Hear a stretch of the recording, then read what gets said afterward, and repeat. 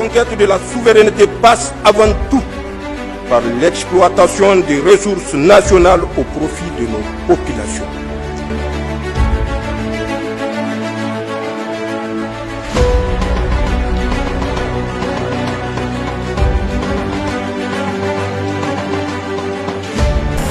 Le Premier ministre de l'Économie et des Finances, Ali Mohamed Lamine Zen, ainsi que les membres du CNSP du gouvernement ont pris part à la prière de vendredi organisée par Cheikh Ibrahim Hamidou Imam de la mosquée du Markaza Bilal au niveau du village de Kolonga, situé dans la commune rurale de Karma, région de Tillabéri.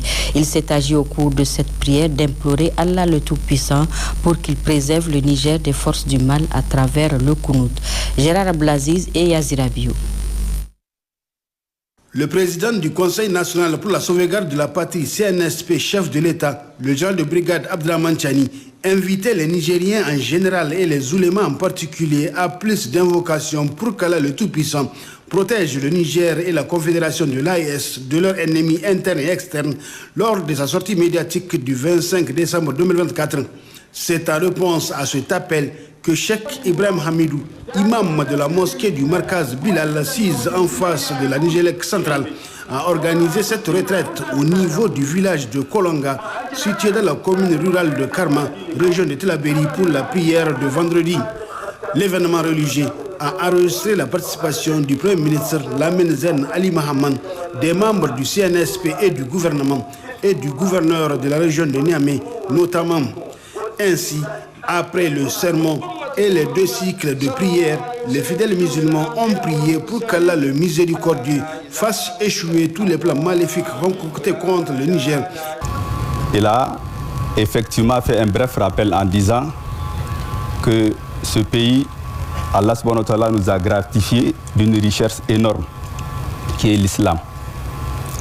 Et le travail qui est fait au niveau de la Dawa, c'est d'amener chaque Nigérien à avoir une conscience islamique, faisant de lui un véritable acteur de développement, pour que chacun, selon son bien, concourt au bien de tous. Et c'est ce qui se passe au niveau des activités que mène le Markaz Bilal. Singulièrement 3 grandes activités, dont celle-là à laquelle vous assistez, où toutes les régions du Niger sont présentes ici. Et éventuellement, les pays de la sous-région ouest-africaine et même des pays du Maghreb et même des pays du continent asiatique sont là. Pour qu'on assiste ensemble avec ce peuple que Allah subhanahu wa ta'ala a béni dans la conscience islamique. Et c'est en ce sens qu'il dit qu'il faut encore remercier Allah subhanahu wa ta'ala. Parce que Allah subhanahu wa ta'ala, et le prophète sallallahu nous a dit, celui qui ne remercie pas les gens, il ne remercie pas Allah. Et c'est dans ce sens qu'il dit au nom du Markaz Bilal. Il adresse en sa qualité d'imam du Markaz ses remerciements et sa gratitude à son Excellence Abdraman Chani, chef de l'État, président du Conseil national pour la sauvegarde de la patrie, pour avoir une conscience sur ce peuple-là, surtout dans ce contexte de sauvegarde de la patrie, où si le peuple prend conscience, ça ne fera qu'une seule vision pour aboutir à un seul but, qui est l'émergence et l'épanouissement de ce pays-là. Et c'est en ce sens qu'elle a adressé aussi ses remerciements, ses félicitations et toute sa gratitude et sa reconnaissance au Premier ministre, ministre de l'Économie et des Finances, son Excellence Mohamed Lamine Zen. Puisse Allah subhanahu wa ta'ala, dans sa miséricorde et sa bonté infinie, les assister et les éclairer davantage, avec l'ensemble des ministres, les gouverneurs et tous ceux qui ont répondu à leur grade et titre. C'est une reconnaissance, puisse Allah subhanahu wa ta'ala nous assister davantage, nous éclairer et nous accorder aussi une fin excellente pour aussi contribuer de façon très particulière à l'épanouissement de ce peuple pour les générations à venir. L'initiative de Cheikh Ibrahim Hamidou a été saluée par le Premier ministre. Lamine Zen Ali Mohamed a également présenté les chaleureuses et fraternelles salutations, les remerciements et les encouragements du président du CNSP, chef de l'État, le général de brigade Abdraman Chani, à l'assistance en particulier, et à l'ensemble des Nigériens, surtout les oulémas, pour tout ce qu'ils font pour la sauvegarde de la patrie. Il les a exhortés à redoubler d'efforts jusqu'à la victoire finale pour un Niger véritablement indépendant et prospère. La prière étant la meilleure des œuvres après la croyance en Dieu et en son messager. Et puis le comité permanent des oulémas pour la sauvegarde de la patrie et le réseau des femmes engagées pour la sauvegarde de la patrie ont organisé ce matin une prière collective et Kounout à la place de la résistance. Cette prière vient en réponse à l'appel du président du CNSP à la vigilance et aux prières pour la paix et la sécurité dans notre pays. Mahmoud Idrissa Maïga et Hassan Moussa. اللهم صل على من ظلمنا اللهم بارك على محمد وعلى آل محمد كما باركت على إبراهيم.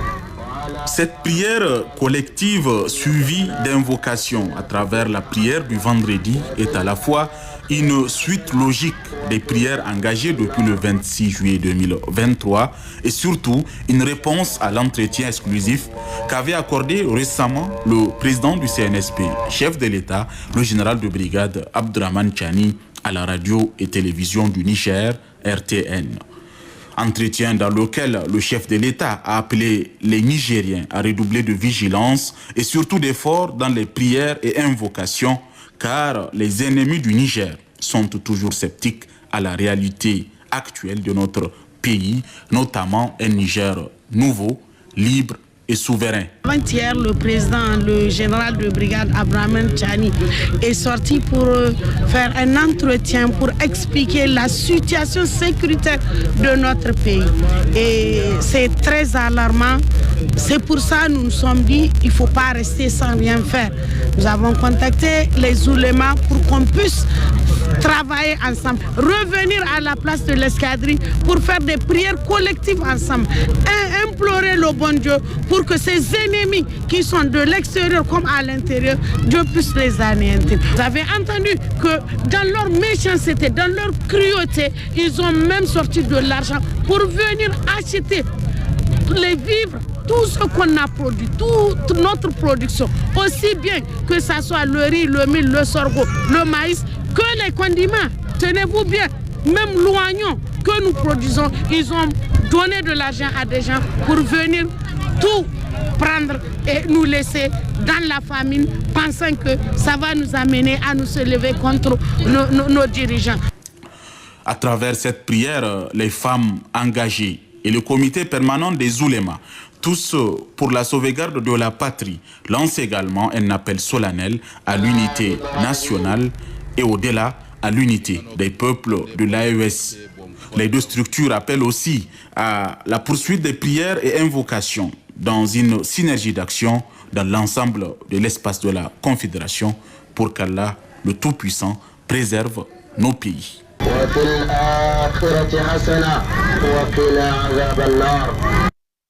En marge de la 45e édition du Sabre national d'Osso 2024, le ministre de la Jeunesse et des Sports a assisté à la prière collective de vendredi, suivie de la lecture du Saint-Coran organisée par le sultan de Dosso. C'était en présence du gouverneur de la région, Ali Hashimou et Arissou Garba. Au nombre des fidèles musulmans à répondre favorablement à cette invite du sultan de Dosso, honorable Jeramoko Hamad Souna figure au premier rang le ministre en charge de la jeunesse, de la culture, des arts et des sports, le colonel-major Abdrahman Amadou, présent à Dosso dans le cadre de la 45e édition du Sabre national, puis le gouverneur de la région de Dosso, le général de brigade Hiro Omarou et la directrice de cabinet adjointe du Premier ministre, Madame Rakietou Ide, des personnalités civiles et militaires ainsi que d'éminents marabouts. Ensemble, dans la communion de cœur et des esprits et dans la pure tradition et ferveur religieuse que la communauté islamique, les autorités administratives traditionnelles ont fait la prière de vendredi, suivie de Al-Qunut dirigé par le respectable et respecté imam Ibrahim Marafa de Dosso. اللهم اعز بلدنا وبلد بوركينا وبلد مالي يا ارحم الراحمين يا رب العالمين اللهم اعز من كيد اليهود والنصارى اللهم اعز من اعوانهم. Ces fervents marabouts n'ont pas également dérogé à la règle, Fatiha, Doua et autres invocations pour implorer la bénédiction et le pardon du Tout-Puissant Allah afin qu'il pardonne nos péchés, protège notre pays et le reste de la Oumma islamique. Lecture du Saint-Coran également ce matin dans la région d'Ottawa. Cette rencontre religieuse organisée à la résidence du gouverneur est une initiative des épouses des forces de défense et de sécurité en présence du premier responsable de la région, Fatima Tagabidine. Au soutien aux efforts des plus hautes autorités du pays dans leur noble mission, celle de la paix, la reconquête de souveraineté, de l'indépendance totale, au premier rang desquels son Excellence le général de brigade Abdraman Chani, président du CNSP chef de l'État, et son Excellence Ali Mohamed Lamine Zen, Premier ministre, ministre de l'économie et des finances, aux membres du CNSP ainsi qu'aux forces de défense et de sécurité. Les épouses des FDS de la région d'Ottawa ont organisé ce vendredi 27 décembre une lecture du Saint-Coran au sein de la résidence du gouverneur de la région. Prenant part à cette séance de lecture du Saint-Coran, le gouverneur de la région d'Ottawa a salué cette initiative louable des épouses des FDS de la région. On vous félicite, on vous encourage donc dans cette voie. Je disais que c'est pour la première fois que ça s'est passé et j'espère que de temps en temps, quand on aura l'occasion, vous allez vous rassembler encore pour prier pour la paix et la sécurité pour notre pays. Et je souhaite aussi que Dieu puisse accepter donc cette prière-là, donc pour donner sa rétribution à la hauteur de ce que nous avons demandé. La représentante des femmes a, au cours de son allocution, lancé un appel aux autres femmes de leur emboîter le pas, tout en soulignant de poursuivre ces genres d'initiatives. Le chef de canton de Dogarawa, c'est toujours dans la région de Tawa, a organisé hier jeudi une séance de lecture du Saint-Coran pour la paix et la sécurité dans notre pays. Cette rencontre religieuse est organisée en collaboration avec les femmes musulmanes James Didier et Mohamed Agoumo.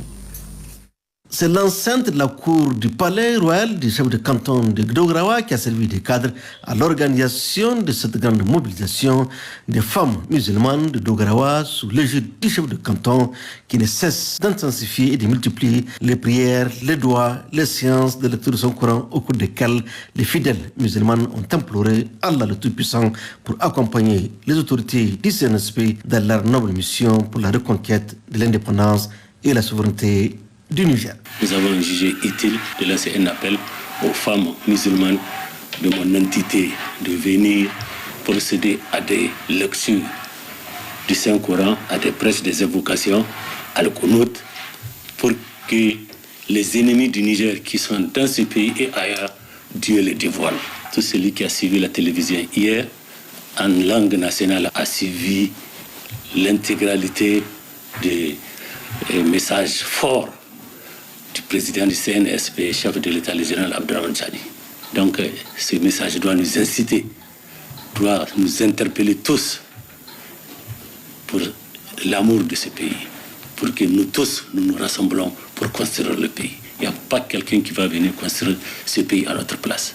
Pour la responsable de l'école Makaranta Mofeda, cette grande mobilisation qui consacre la lecture de son Coran constitue une mobilisation de soutien des femmes musulmanes de Dogarawa à l'endroit du CNSP dans son combat pour la sauvegarde de la patrie, mobilisation que nous comptons maintenir en permanence jusqu'à la victoire finale, a déclaré Hamza Tanko de l'école Medrissa Mofida. Avant de poursuivre, retenez que Télé Sahel vous informe que vous pourrez suivre juste après le journal les grands entretiens en langue nationale accordés par le président du CNSP, chef de l'État, le général de brigade Abdraman Chani, à la télévision nationale. Le Comité national de prévention et gestion des inondations a tenu ce matin sa deuxième réunion sous la présidence de son premier vice-président. Un seul point était inscrit à l'ordre du jour, c'est l'examen du projet du rapport d'étape des activités du comité. Au cours de cette réunion, les membres du comité ont apporté des amendements et observations sur le document présenté.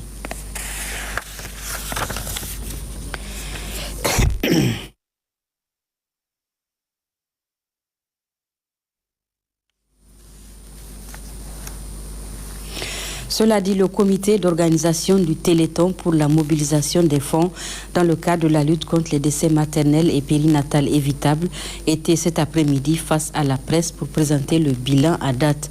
C'est plus d'1 milliard de francs CFA qui ont été mobilisés. Les détails avec Amadou Toujani et Habibou Abdraman. 2 semaines après le lancement officiel du Téléthon national pour la mobilisation des fonds dans le cadre de la lutte contre les décès maternels et périnatales, l'heure est désormais au bilan. D'où cette sortie médiatique du comité d'organisation du dit Téléthon.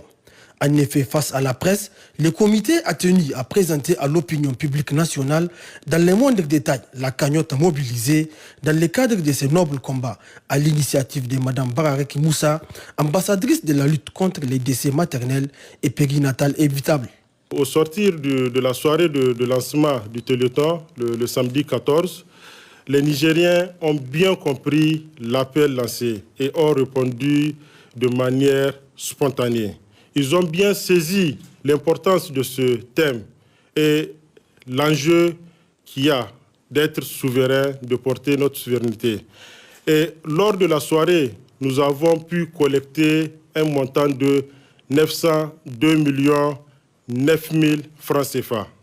Après, les contributions ont continué à être enregistrées au niveau du comité d'organisation et nous sommes à date à un montant de 1 89 311 774, dont 25,9% de contributions en nature pour un montant de 283 9 000 francs CFA.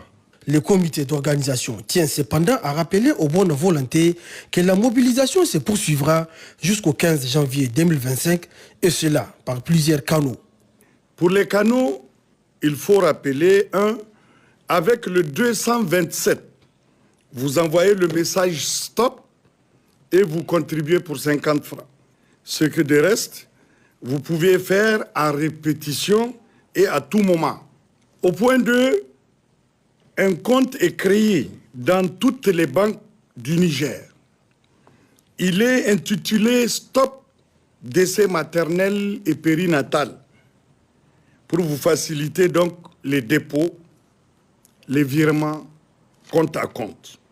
En 3, il a été créé un compte Maïnita dans lequel vous pouviez faire un dépôt au numéro 20 11 11 11 et cela sans frais.